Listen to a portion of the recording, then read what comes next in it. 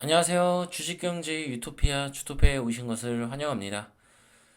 자, 오늘의 10월 증시 전망 예보 시작하겠습니다. 현재 강한 태풍이 오고 있습니다. 지금 다가오고 있는 태풍이 진로를 바꾸지 않는 이상 곧 강한 돌풍을 동반한 많은 비로 큰 피해가 우려가 되니 각별히 조심하시길 바라겠습니다. 오늘 영상은 뉴스와 환율, 코스피, 코스닥 차트 분석을 통해 주식시장을 전망하도록 하겠습니다. 구독과 좋아요, 알림 설정 부탁드리고요. 자, 이번에 뉴스들이 조금 나오고 있는데 이 뉴스들에 대해서 조금 살펴보고 지금 상황을 보면 좋지 않은 상황으로 계속 가고 있습니다. 중동 불안에 국제유가 5%대 상승했다. 브렌트유 배럴당 90달러대로 금요일날 있었던 일이에요. 어제 상당히 오늘 이제 어제 어, 국제유가가 다시 급등하는 모습을 보여주고 있습니다. 이거는 한국에게 매우 안 좋은 뉴스라고 제가 말씀드렸죠. 이 국제유가의 상승은 미국에게도 매우 좋지 않지만 미국보다 한국에게 더욱더 치명적임을 여러분들이 아셔야 됩니다. 치명적. 자, 이건 치명적이다라고까지 표현합니다. 뒤에서 또 기사 보면서 제가 말씀드리도록 하겠습니다. 국제유가는 어쨌든 추가적인 상승이 계속 일어날 가능성이 높은 상황이에요. 자, 이런 상황에서 24시간 내 110만 명 대피령 이스라엘 가자 침공 초읽기다. 이런 이제 뉴스들이 나오고 있기 때문에 국제유가가 상승하고 있는 겁니다. 28 전쟁. 자, 28 전쟁은 굉장히 안타까운 전쟁이에요. 이 전쟁의 어떤 누가 더 선이냐, 뭐 악이냐 이것을 사실 따지기가 어려운 전쟁이거든요. 종교 갈등으로 인한 전쟁이기 때문에 분명히 이스라엘의 잘못도 있습니다. 그래서 누구의 잘못이라고 할 수 없는 그런 전쟁이기 때문에 더욱더 끔찍하고 오히려 시민들은 큰 피해를 입을 수 있는 지금 그런 상황이죠. 팔레스타인 시민들 같은 경우는 가자 지구에 있는 시민들은 매우 고통스러울 것으로 추정하고 있습니다. 제 생각으로는. 그래서 어, 이 전쟁이 빨리 끝났으면 좋겠고 빨리 끝나야 우리 증시에 좋은 영향을 끼치기 때문에 좋은 거지만 지금의 상황은 굉장히 나빠지고 있다. 이란, 이스라엘의 경고장 폭격 계속하면 새 전선이 열릴 것이다. 일단은 굉장히 안 좋은 소식입니다. 이란이 이스라엘에게 경고장을 날린다. 폭격이 계속되면 새 전선이 열린다. 이런 이야기를 하는 거는 이란의 간접적, 직간접적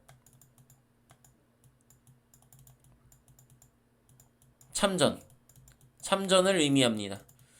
자, 이란이 참전한다면 국제유가는 아주 빠르게 급등할 가능성이 높습니다. 이 과정에서 시장에 패닉이 올 수도 있습니다. 그래서 조심하셔야 되고요.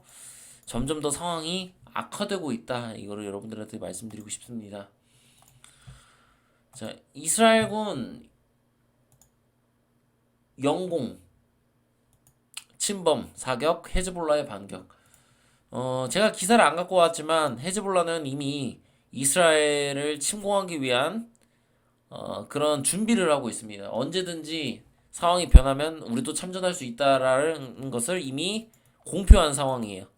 즉, 헤즈볼라의 참전은 사실상 이란의 중재가 있지 않는 이상, 이란이 그러지 마라고 얘기하지 않는다면 참전을 할 것입니다. 자, 확전이 어디까지 이어질지, 불확실성이 계속해서 커지고 있습니다. 이건 시장의 엄청난 악재입니다. 여러분. 엄청난 악재예요. 그래서 이런 악재가 가득한 상황에서 한국의 상황을, 경제 상황을 한 가지만 짚어보고 넘어가면, 영끌족이 6개월 연속 늘어났다. 가계 빚이 9월에 2.4조 원 증가했다. 그래프로도 나타나고 있습니다. 자, 실제로 가계대출 증가율이 일어났고, 주담대, 기타 대출 증감률이 올라가고 있는 것을 볼 수 있습니다. 대출 중에서도 이것이 무엇이냐? 자, 정부가 부동산 규제를 완화하고 있다. 그걸로 인해서 부동산의 시세가 다시 올라가는 이런 효과가 나올 수 있겠죠. 그런데 이 결정은 온전히 정부의 결정입니다. 정부. 한국은행의 결정이 아니에요. 자, 한국은행 같은 경우는 지금 금리를 올려야 되는 상황이 올 수도 있습니다. 그런데 정부는 부동산의 가격을 안정화시키기 위해 지금이 가격이 낮다라고 판단하고 금리도 미국이 더 이상 인상하지 않을 거라고 판단하면서 선제적으로 이런 정책을 피게 된 거예요. 부동산 완화 정책. 그러면 이게 옳고 그름을 우리가 한번 따져보자고요. 이미 한미 금리 차가 2%가 차이가 나고 있습니다.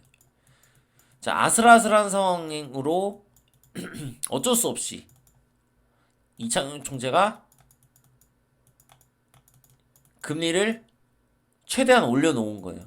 2% 정도 유지되게. 그런데 가뜩이나 금리도 미국보다 낮아요.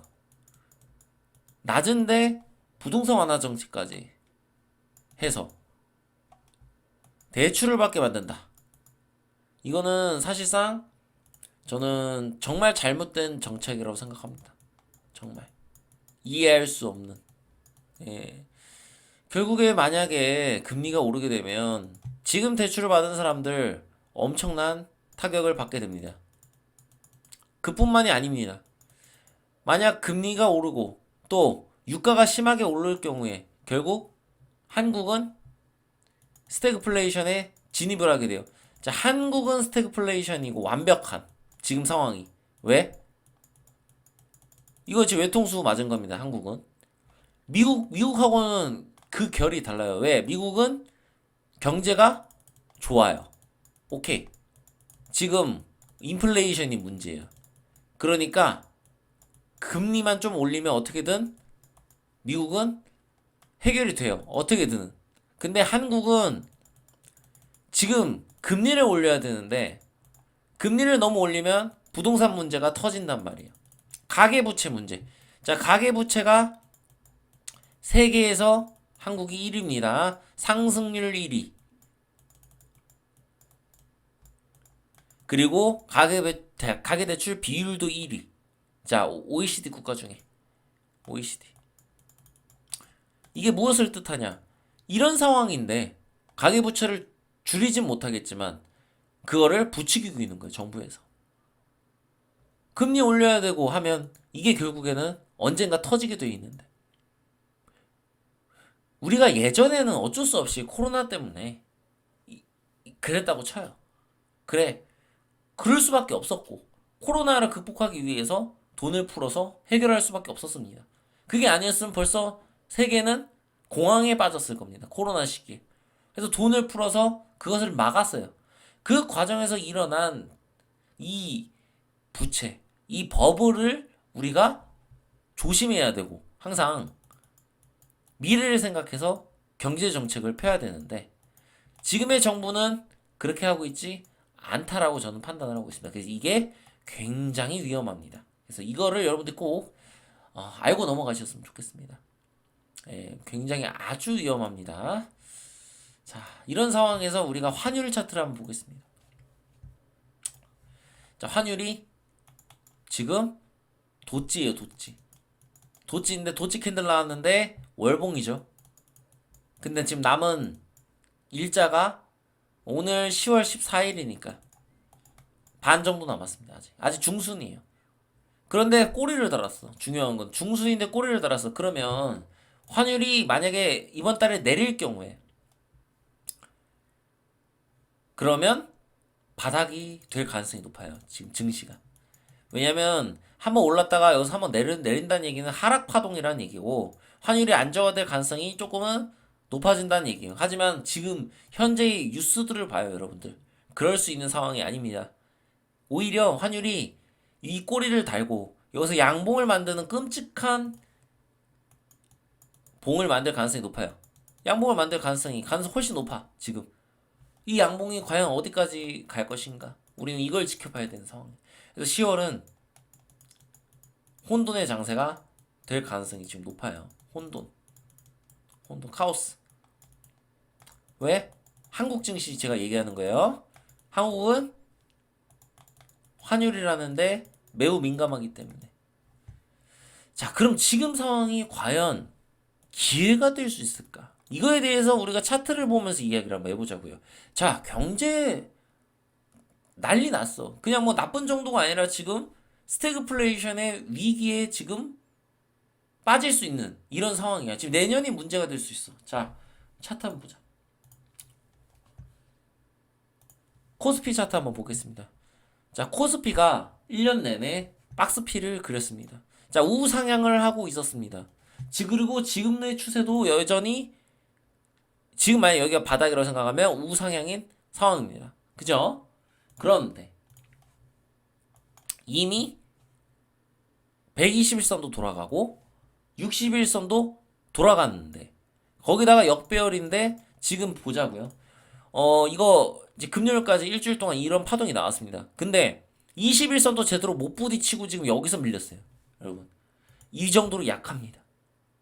이게 지금 여기서 월요일날 올라가기보다 폭락할 가능성이 더 높습니다. 그럼 과연 월요일날 어디까지 폭락할 것이냐? 이거를 정하는 거는 뭐일까요? 이스라엘 전쟁. 주말에 나오는 뉴스.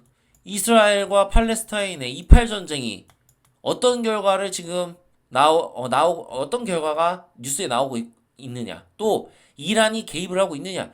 이거에 따라서 미래가 결정이 돼요. 그런데 올라가기보다는 지금 여기서 전 저점을 이탈할 가능성이 지금 더 높아진 상황이에요. 이 파동이 너무 약했어.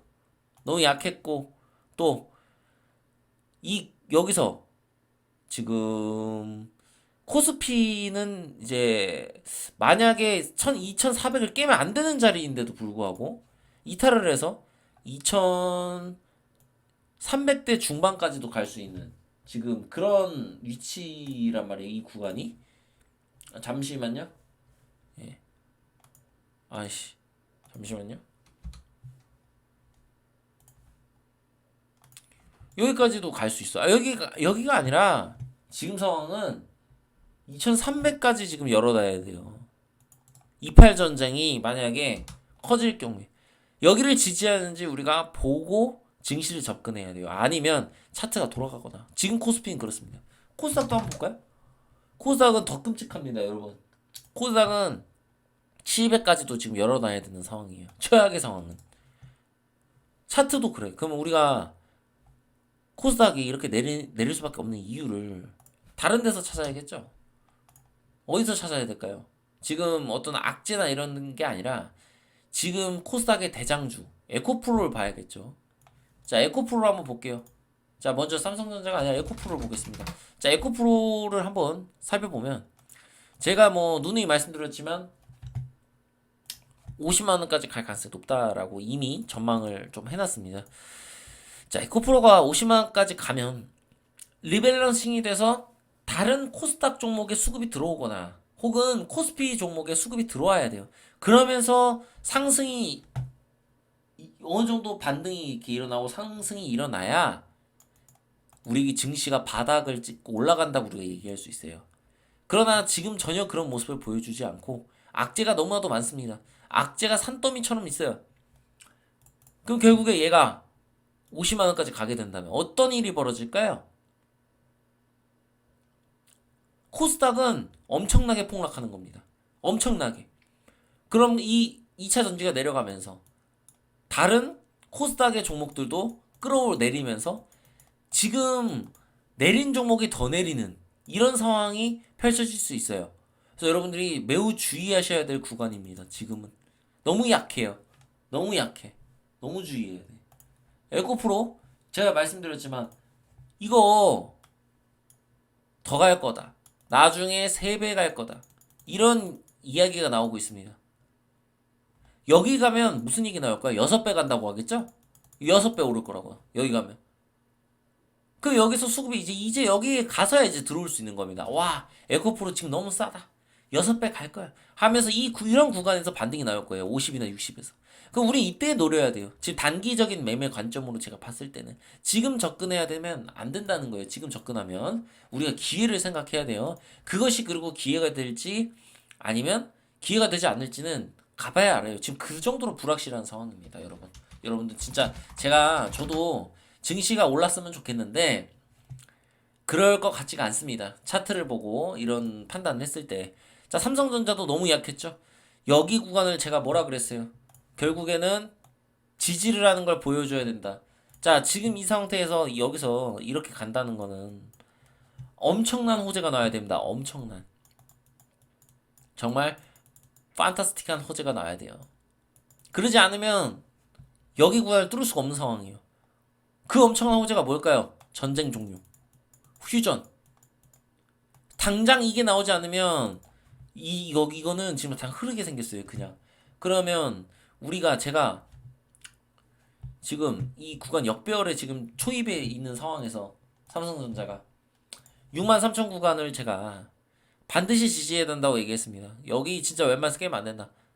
여기 이탈할 가능성도 우리가 배제할 수 없는 거고 6만 전자까지 지금 갈 수도 있습니다. 이 정도로 패닉셀이 나올 수 있음을 여러분들은 주의하시면서 투자를 하셔야 되고 내가 가진 기준과 원칙을 지금 깼다면 그 부분에 대해서 비중을 축소하거나 혹은 추가 매수를 고려하는 그런 전략들을 취해야 됩니다. 여러분들이 지금은 보수적으로 접근하고 그러면서 시장의 바닥을 찾아가셔야 됩니다. 여러분.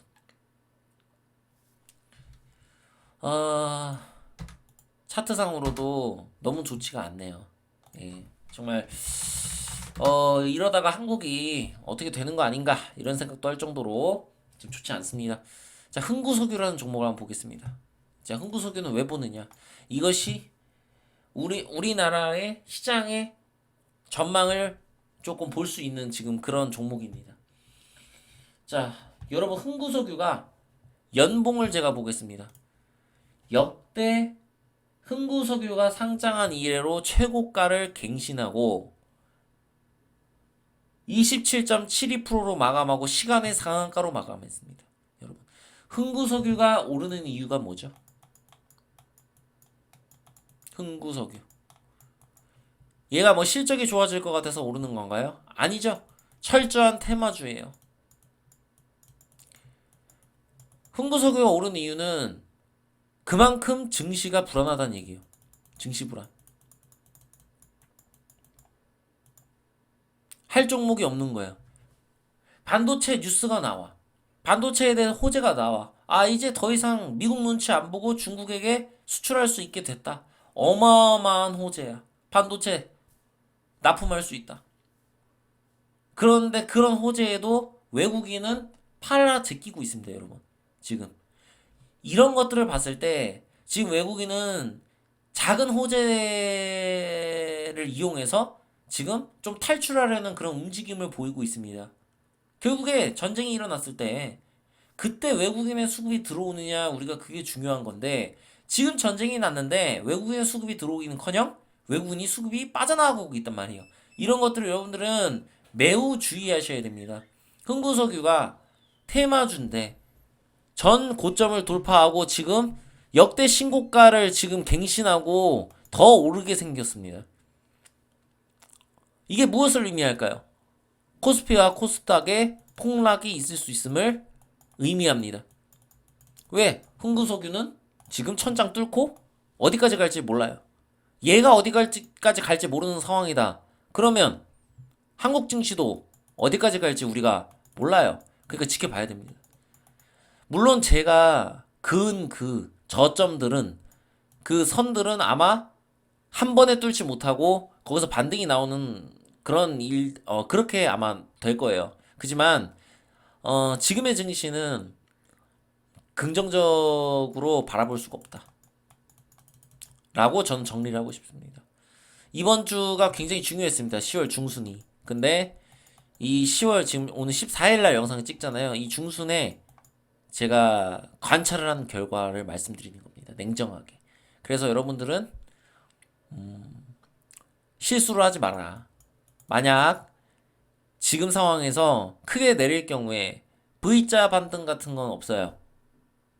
여러분, 악재가 너무 많고요. 지금의 상황은 V자 반등보다는 한 3개월 이상 고생할 가능성이 높습니다. 3개월에서 심하면 6개월 이상 고생할 수 있는 그런 자리가 될 수도 있어요. 그래서 이런 것들을 여러분들이 꼭 생각을 하시고 투자를 하시길 바라겠습니다. 제가 소식이 또 나오는 대로 빠르게 영상들을 또 올리려고 하고요. 이 증시 전망에 대해 영상을 앞으로도 자주 올릴 테니까 여러분들이 보시면서 언제 바닥이 오는지 함께 찾아가도록 그렇게 하죠. 자, 구독과 좋아요, 알림 설정 부탁드리고요. 주식경제 유토피아 주토피아였습니다. 감사합니다.